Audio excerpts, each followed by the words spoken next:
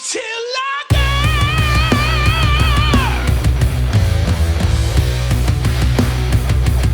No Life Til Lager. Welcome to No Life Till Lager, a show about lager beer, the brewers who make it, and we that drink it. This is a conversation between three people over one or two pints. My name is Adam Zuniga. I'm a failed Master Cicerone. I'm part of the creative team behind the 6 Most Metal Breweries and Beer Like in Das Movie. And I'm willing to bet my next two guests know exactly what the word beer liken means. If you don't know them yet, you soon will. So please welcome Ben Allgood and Brady Jones. These are co-owners, co-founders, co-brewers, and doers of all things at Geisthaus Brewing Company, my neighbors to the north in Sacramento, California. Cheers and welcome and thank you, Brady and Ben. Thank you, Adam. Cheers. Thanks for having us. Grateful. A word of thanks before we even begin, that connecting with you just in the last couple of weeks reminds me of every reason I got into craft beer in the first place. It used to be that I would walk into any given tap room and they were so interested in my interest that they just wanted to share it. They wanted to walk me through their beers. They wanted to share their beers. They wanted to walk me through their brewery and share their brewing process. The fact that you support No Life Till Lager, connected with us, sent me some beer, are giving me your time right now means the world to me. And it's a reminder of why I started this in the first place. So thank you so very much. No, thanks for having us, seriously. So before we begin, let's speak to the beer in our hands. I am drinking Progenitor Pilsner. I want to say it clocks in at about 5.1% ABV, if correct. You are correct. It is a practically perfect Pilsner in every way, but don't take my word for it. You recently won the 2025 Brewers Cup of California in several different ways. Progenitor took Best of Show, as well as a gold medal. You won 2 gold and 1 silver total, and that was out of 1,300 entries, so something to be very proud of, correct? Yes, Of course, Thank you. Yeah. Tell us about the beers in your hand, please. I'm drinking the same. So I think Ben's got a different beer here. Yeah, I've got our Italian Pils Antico. So this one's really an exciting style currently. It's kind of been around obviously for a while, with Beer Officio Italiano kind of coming up with this style in the 90s. But like a lot of breweries now are sort of making some exciting Italian Pils currently. And when this came out, I thought maybe it was our best beer we've made to date, honestly. Yeah. So all lager beer across the board, a lager brewery, start to finish. I think before we bring ourselves up to present date, I want to know how you got here. No Life Till Lager is as much about the brewers as people and the humans behind the beer as it is the beer itself. So before we talk Geisthaus, can we talk about you?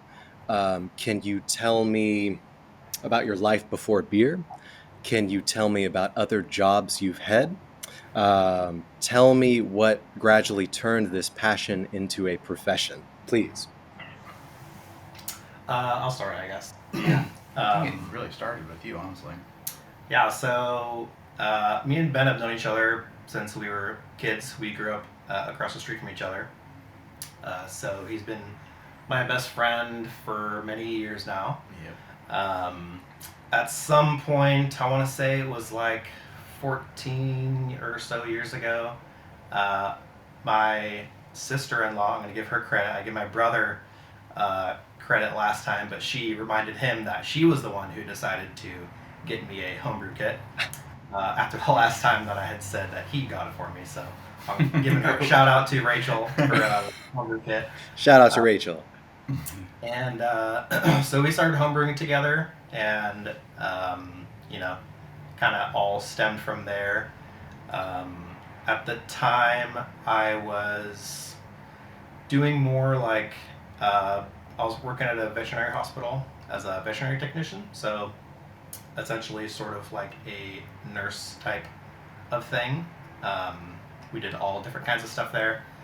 That's where I met now my wife. She was one of the doctors there. I left there to go do some EMT stuff at a local private ambulance company. All this whole time, still home brewing, still having fun with it. Maybe with the eventual pipe dream of, oh, it'd be cool to have a brewery one day to sell our beer or something like that. But nothing was really set in stone really at that point. Yeah, at some point in that home brewing journey, I had actually ended up moving down to Southern California. I lived in Los Angeles for a little while. And I was pursuing actually a different passion. I was actually building guitars at the time. I went to the Musicians Institute and in their little guitar craft program, and was learning how to become a luthier essentially, or work in a guitar shop.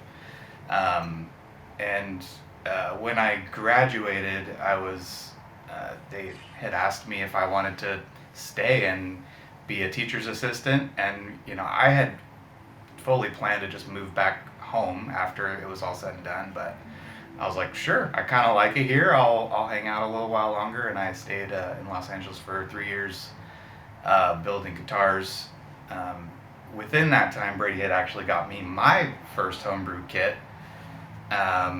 Since we couldn't really brew together as much. Yeah. So it was kind of like a way, like I could keep it going on my side. He could kind of keep doing it in Sacramento, and so we were just kept brewing, and obviously like just being really passionate about beer and drinking beer and trying all the different beers and trying to like understand what makes them so great, and wanting to kind of do that on our own. And then I eventually did move back, and Brady and I kind of had this like rough plan of like, let's figure this out for real, and let's come up with like a 10-year plan to like open up a brewery. And we pretty well like kept to it. Surprisingly, like it was kind of just a pipe dream, like he said, but it actually did sort of go the way we had planned in a way. Yeah. Brady went to the UC Davis Master Brewers program. He can tell you a little bit more about that. Yeah, so once you came back, you started at the Rubicon, Yeah. which is now no longer Now defunct. now in Sacramento. Mm-hmm. And I was still kind of doing some EMT and now like dispatching stuff. I eventually was kind of left the private ambulance to go into like public safety. So I was a 911 dispatcher for Sacramento County Fire and EMS. So I was doing that for about a year or so, and it was very, very stressful. I bet. I was just like, man, do I really want to do this for 30 plus years? And the answer was no. So I kind of was at this crossroads of what do I want to do. This was now in my, I want to say, oh gosh, when was that? I guess that was like now close to almost 10 years ago, I want to say. And so I just really enjoyed making beer and just everything about beer. It's just, this really interesting blend of like art and science and like creative expression. And so it just made me so happy. And so I was like, this is what I want to do for, the rest of my life until I retire. Yeah. So I decided, for as, prestigious as, my position was, I just couldn't do that anymore. And so I decided to go back to school, get all my prerequisites done to enter the UC Davis Master Brewers program. And so that's kind of when, our initial plan of, let's try and start something really started to show some fruit on it. So went back to school, did that, completed the program in 2019, and I just before 2019 and 2018, in between finishing my prerequisites and going to UC Davis, I got a part-time job at a semi-local brewery. I say semi-local because I live down at Elk Grove, which I'm not sure if you know where Elk Grove is, but the brewery was Solid Ground up in Diamond Springs, so it was about an hour away,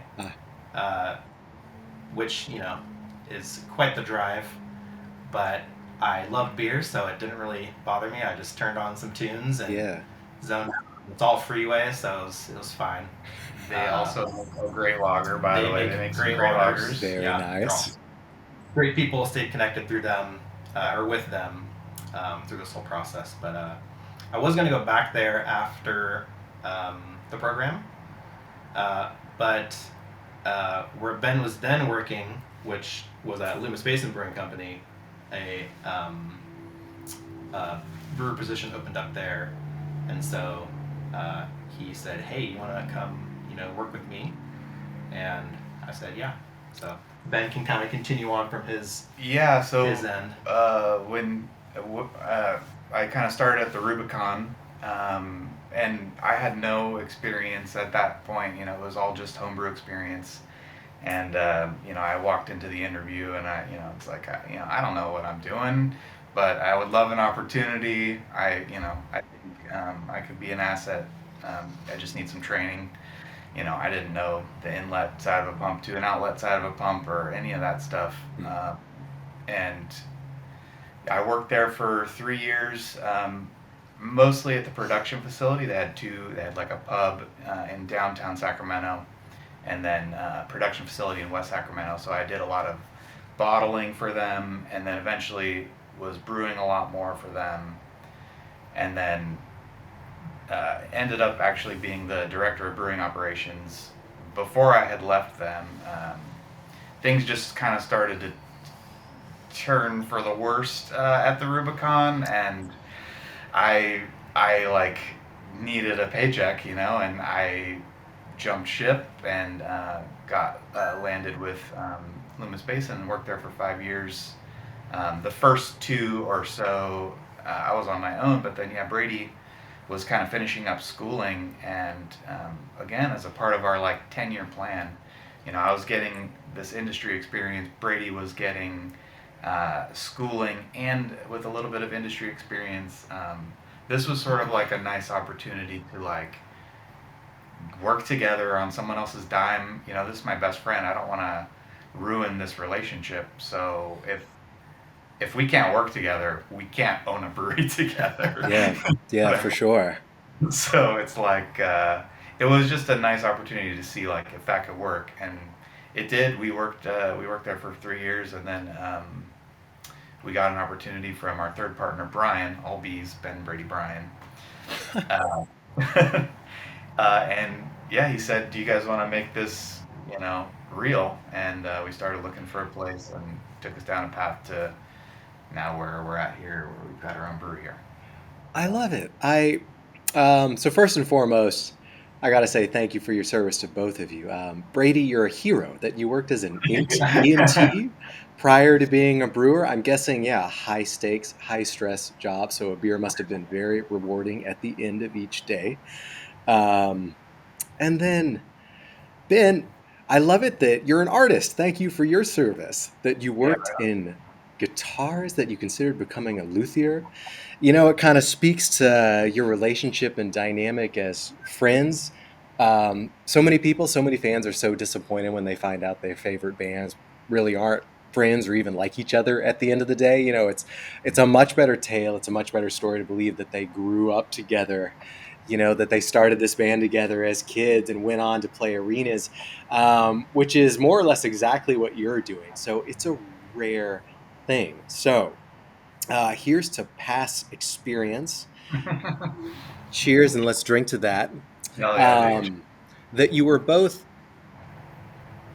basically homebrewing pen pals almost from Southern California to Northern Yeah. California is Yeah. really charming.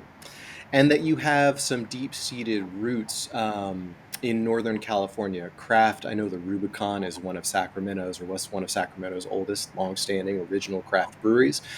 And UC Davis has been hugely instrumental in the craft beer industry. I think they started a brewing program there since the 1960s. It was one of a kind, if not the only at the time, led by Michael Lewis. That you have that kind of pedigree. Brady definitely speaks to the beer you're producing now, and then for that matter, because I've seen pictures of both your home brewing, and I can't believe it's homebrew, honestly. I can't believe it's homebrew. It looks so professionally done. There's a reason most people's homebrew, myself included, their first couple batches is a pale ale, is a porter, is a stout, because that's something with a little bit of tender love and care you can basically leave in your closet and it will turn out drinkable for the most part. Some might Yeah. disagree with me, but brewing, We've had our failures. I'm sure. Yeah. Don't let the pretty pictures fool you or anything.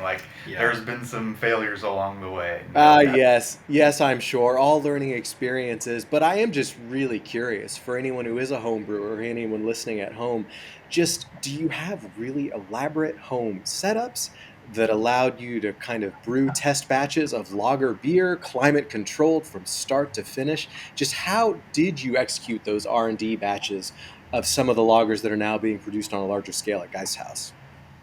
Yeah, so it wasn't. I mean, the homebrewing community is it's pretty insane. Like currently, I don't know at what point it really developed into mini pro literally stuff. having an actual brewery in your garage kind of a thing. Yeah. But some people have that. I do not have that.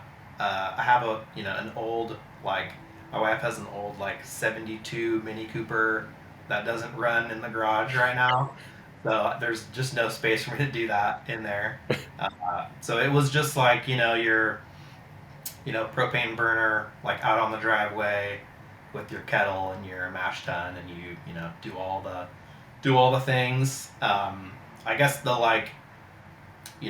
some of the most important things that kind of I identified in home brewing was just the fermentation side. So I had at some point in my 10-year homebrewing career, it was later on, but I invested in a small little glycol chiller and some Spike Flex Plus little Unitank type little 5-gallon fermenters. Mm-hmm. So that's how I was kind of able to do these lager fermentations, especially in the summer when it's 110 during the day and 89 at night. There's just no way that I can even put it in a dark corner in the garage and just have it lager. It's just there's no way. Yeah. It developed over time though, because there was times where we were fermenting in corny kegs in the Sure, yeah. Little I had fridge a or little whatever. kegerator that I Yeah. would set the temperature and kind of ferment in there. But I just wasn't able to do kind of the things that I wanted to be able to do as well with that. Sure. Which is why I got the our little glycol chiller and little baby fermenters. Yeah. But yeah, that kind of allowed me to do kind of a lot of things that I wasn't really able to do before then, like pressure transfers and all that kind of stuff. Nothing was really done by gravity really at that point. Everything was pretty oxygen free as soon as it after brew day and enter the little fermentation vessel. And then just trying to be as patient, I guess, which is very hard as a home brewer, because I usually only have one, maybe 2 beers going at a time. Here at the brewery we have so many going that it's I've always got something interesting to check on. and it seems like there's never a time when we don't have a beer that's like, pretty close to being, ready. But at home, when it's something sits in a tank for 6 weeks, on week 3, I'm just like, tapping my foot, like I'll try a little sample right now. Yeah. But Yeah. yeah, just time and just trying to do the right thing at home as much as I can. And then just presentation is so like important to me and to us. Clearly. We drink with our eyes first, so Ah.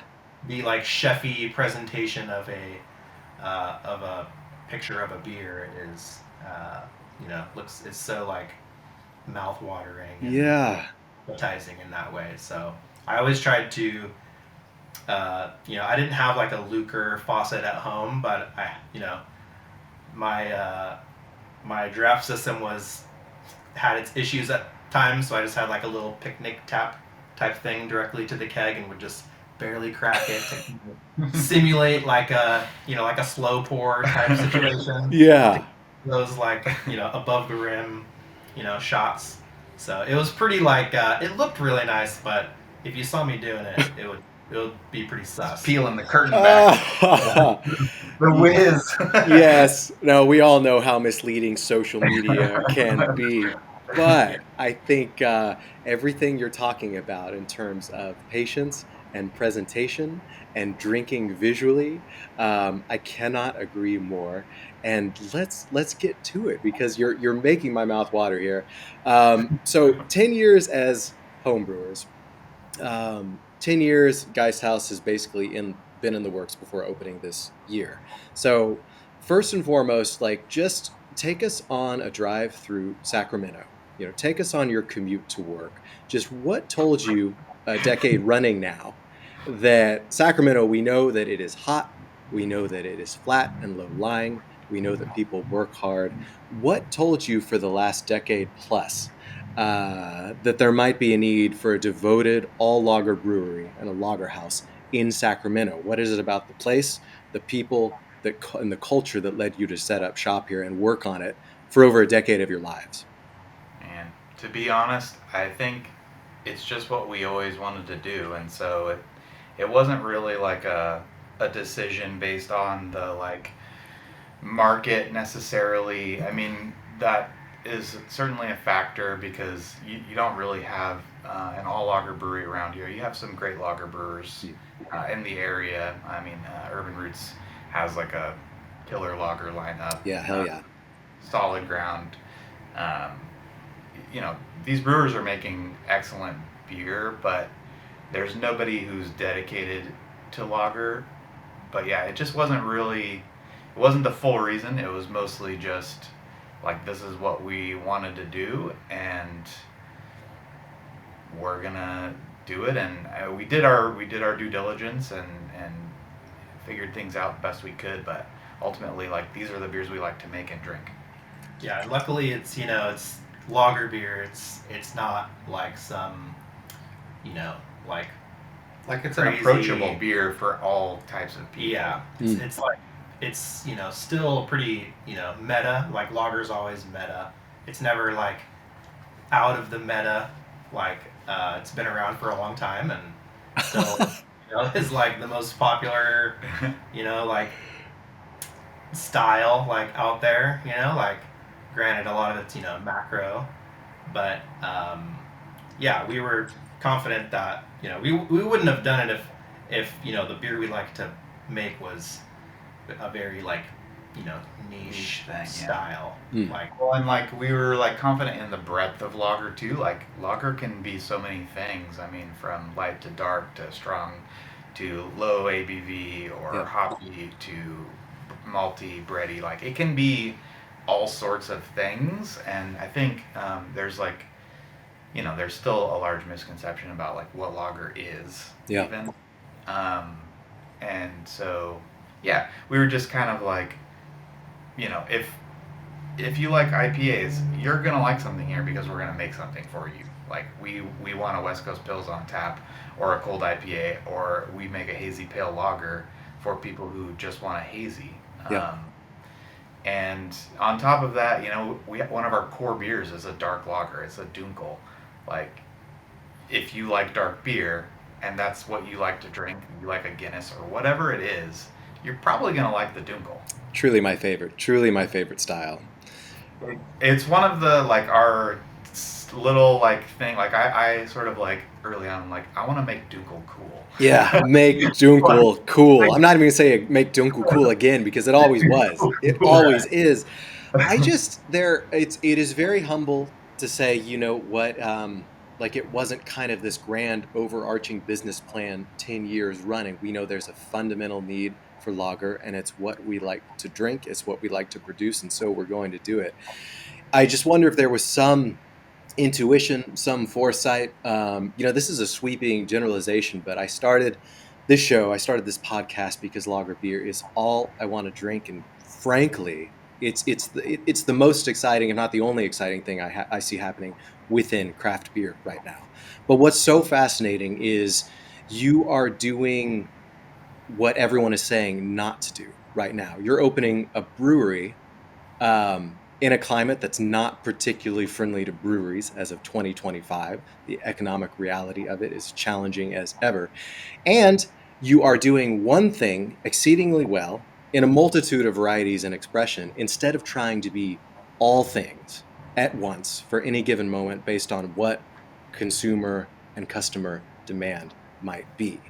And you're doing that in such a way that you managed to sell out of all your beer basically within the first month of being open. I think you've been open since February 2025, correct? Yes. Yeah. And to say it again, what makes this so special for me is we've never met before. I've never tried your beer prior to this week. On all former episodes of No Life Til Lager, there was some personal connection. I'd either met them or I'd met their beer. But you are not new to this industry, clearly, like deep, long-standing roots within it. But the fact that you opened up a brewery and opened an all lager dedicated brewery without an IPA or anything else on the board for now as of 2025 gives me a lot of hope and a lot of faith in the future of this industry. So thank you. You're welcome. I think you almost said it too. It's like we want to be like everything to some people, not something for everybody, basically. Like we want people to come here like and be like, this is the place for me, rather than we've got a little bit of something for everybody kind of thing. Like I feel like there's sort of maybe a shift in how the industry is becoming like more like focused on certain styles. Like specifically here in Sacramento, we have quite a few breweries around here that have kind of specialties. Like you have like the Slices, who make excellent IPA, West Coast and hazy. And then, Moxa, who are making award-winning imperial stouts, in addition to making other beers, but they're really focused on that. Yeah. So we're sort of like just another arm of that, focusing on lager beer. Oh, I love it. I think the Sacramento beer scene, maybe it doesn't get quite as much press and fanfare, and it's not as known as it should be compared to others, but you're giving me every reason to visit. And I think I will, and this is just worth saying. Larger breweries, be it regional, be it national, there is kind of a flailing, like, what do people want? If it's not traditional, like beer flavored beer anymore, what is it? Is it kombucha? Is it hard tea? Is it seltzer? Let's just try everything in the hopes that someone might try it, But what's interesting is now you can see, like, to me, lager beer represents just so many essentials to human civilization, to human survival, to human happiness. It is clean water, whole grain, some spice and seasoning that makes life so interesting. So instead of playing this guessing game of what people might drink, what is essential? What have people always had? You can look at like this Deschutes of the world, and they now have a Helles in Costco, right? Or Sierra Nevada has probably been getting this. Yes, Oh, Sierra Nevada is releasing test batches of Pilsner in select oh, yeah. markets to see Uh-huh. how it does. I think it's been a long-standing joke at Brewers Association events like CBC, like the Great American Beer Festival, that this year would finally be the year of the lager. Ha ha ha! And suddenly it is, and maybe it always has been, but it's happening now more than ever. And Geisthaus is certainly a sign of that. We certainly hope so. Oh, can you tell us what the name Geisthaus means? Is it literally ghost house, haunted house? What is it? Literally means ghost house or spirit house. Technically, Geist or Geister means like spirit, mind, and ghost all at once. Yeah. Um, when we, so first of all, just like making a name for your brewery is really difficult. Like, if you can imagine like putting a stamp or like chiseling something into stone and saying, this is what it's going to be forever. You know what I mean? Like, that's essentially what you're doing. And it's like so important too because it has to represent what you're about just by looking at the word. So we knew we wanted to have a focus on German beer, and so we knew that the word should be German or German-ish, and then the space that we're in. Also, when we first like signed our agreement to purchase the building, it's a pretty spooky place. Like, it's a standalone building. It was pretty like spooky in here, so it just sort of worked. It sort of fit. Yeah, it looks like one of a kind. It It's looks like so odd. the facade alone looks so Denny's, unique. if you could. It did used to imagine. be a Denny's, which makes no sense, honestly. When you look at it, you're just like, how is a Denny's in here? A Denny's, not what I expected. But yeah, it just sort of fit what we wanted to do, and then we have this whole like sort of like dark fantasy storytelling thing that we're doing with our cans, Yeah. and so it does fit into the story as well.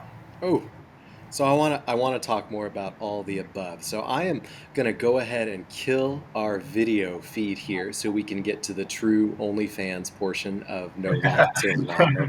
No life till